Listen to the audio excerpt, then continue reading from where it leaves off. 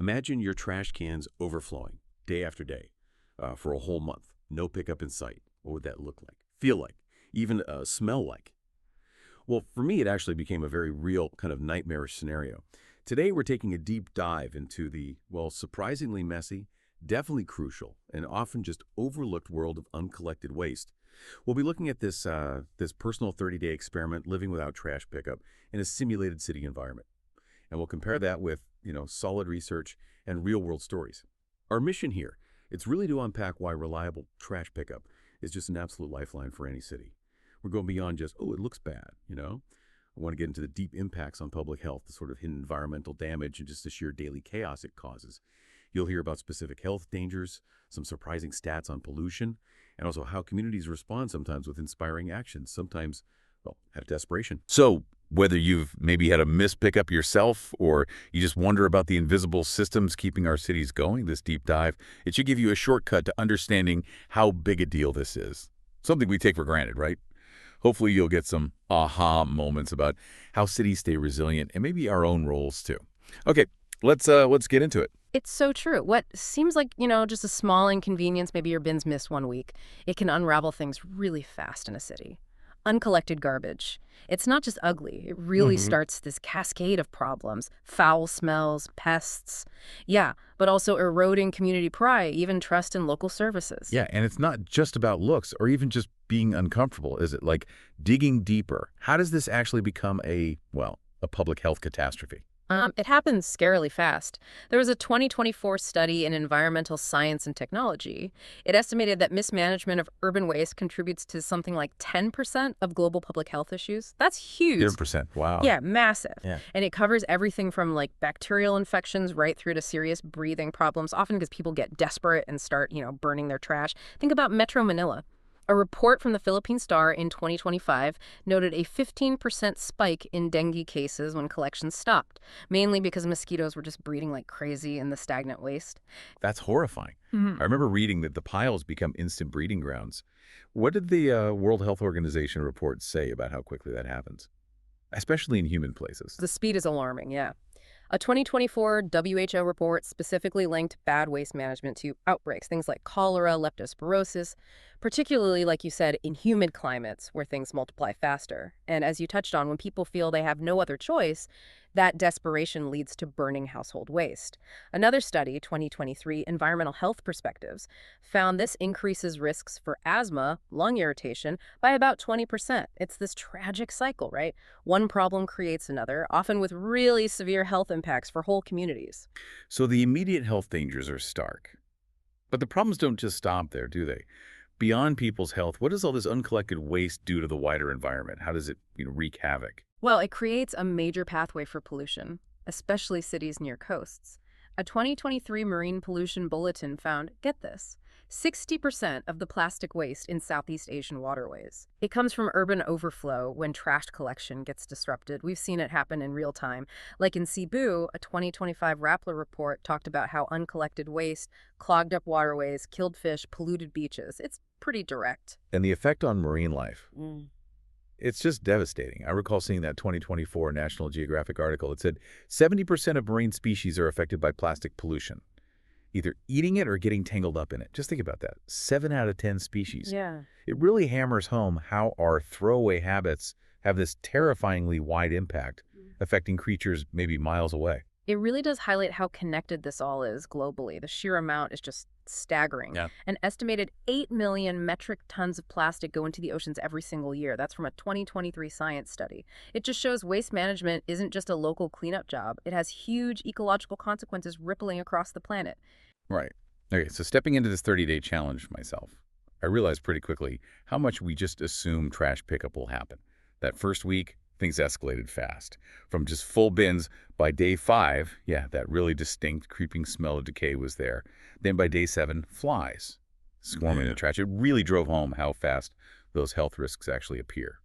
And your experiment, even though it was contained, it simulated a really stark reality for a lot of cities. Like a 2024 Inquirer article mentioned Manila often sees trash collection fail during monsoons or because of labor disputes. It's not abstract for many people. It's a lived thing. Oh, it definitely became one for me. By day 10, my kitchen felt like a, quote, battleground.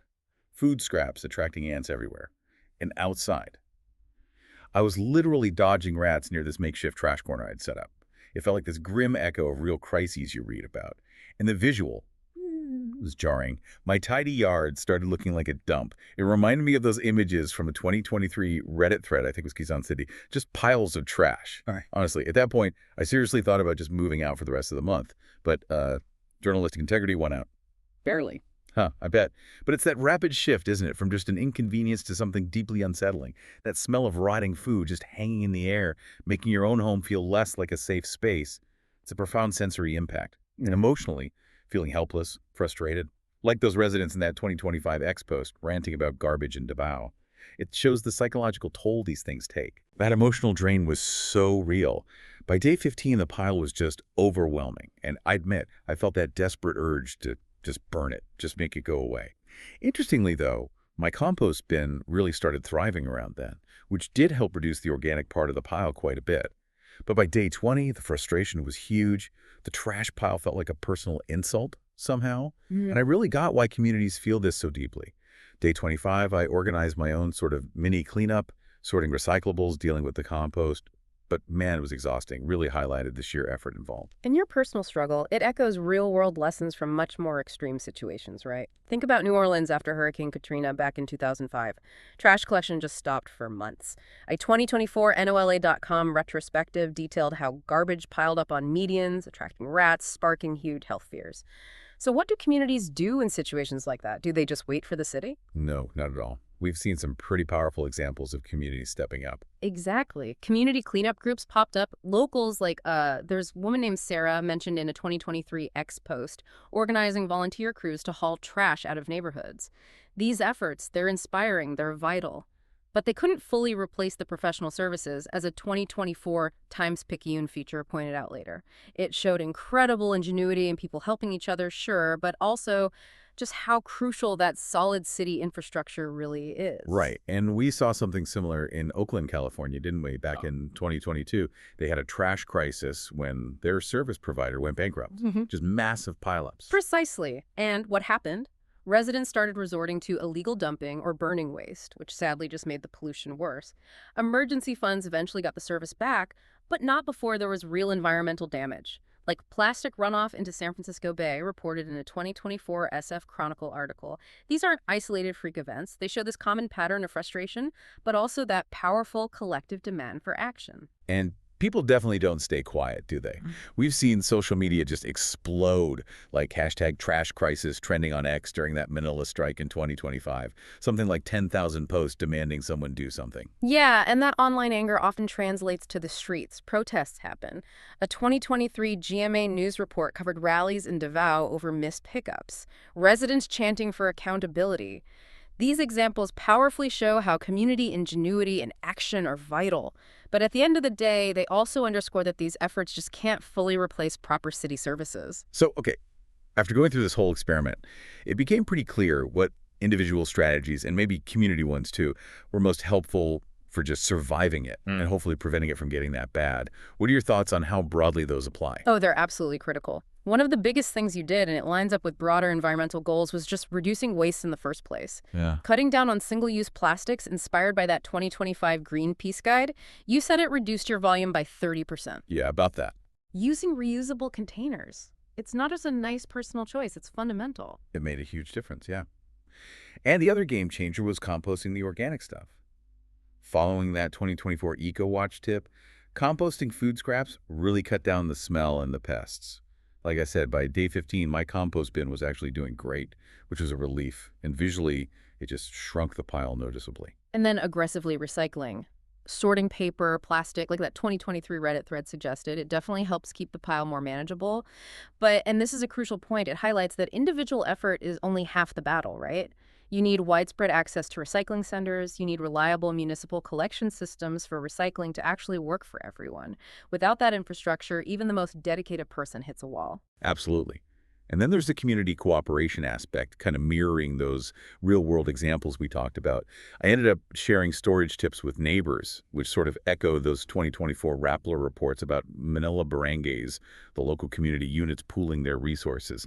It showed how even small acts of working together can make a difference when things get tough. These individual and community efforts are inspiring, definitely, but it's crucial to see they also highlight the desperate need for systemic solutions. What lessons can cities take away from these struggles to make sure waste management is consistent, reliable, for everybody? It feels like it needs significant investment, doesn't it? Not just Band-Aids. Precisely. Cities need massive, sustained investment in the waste systems, not just for emergency cleanups after a crisis, but for robust, long-term infrastructure. That 2025 Philippine Daily Inquirer article called for better funding for trash fleets, yes, but it goes way beyond just trucks. It means modernizing collection routes, investing in facilities that can actually process different kinds of waste, maybe even waste to energy plants. Ultimately, it's about reimagining waste itself, not just as trash to be thrown away, but as a potential resource. This kind of shift needs serious planning and critically consistent, solid funding, moving from just managing crises to managing resources sustainably. Wow. Okay, so this deep dive has really shown us that living without reliable trash pickup is, well, it's messy, it's overwhelming, and frankly, it's eye-opening. From the immediate health risks, pests, diseases, to the environmental damage, plastics polluting waterways, harming wildlife, and just the sheer mental and emotional toll on people. The chaos is profoundly real. Yeah, and the stories from places like New Orleans and California, they echo those challenges, but also the creative ways communities adapt. While your personal experiment really brought home the value of practical steps like reducing, composting, and, importantly, advocating for better systems, it's just crystal clear that reliable waste management isn't just about nice, clean streets. It's fundamental to public health, to the environment, and honestly, to the overall quality of life and stability in any community. So thinking about how absolutely vital this mostly unseen system is, what does it mean for our collective future if we keep undervaluing or underfunding the very infrastructure that makes our cities livable? How do we make sure that every city, everywhere, actually has access to this essential lifeline? How do we transform waste from being a crisis into a resource we can manage for a healthier, more resilient world?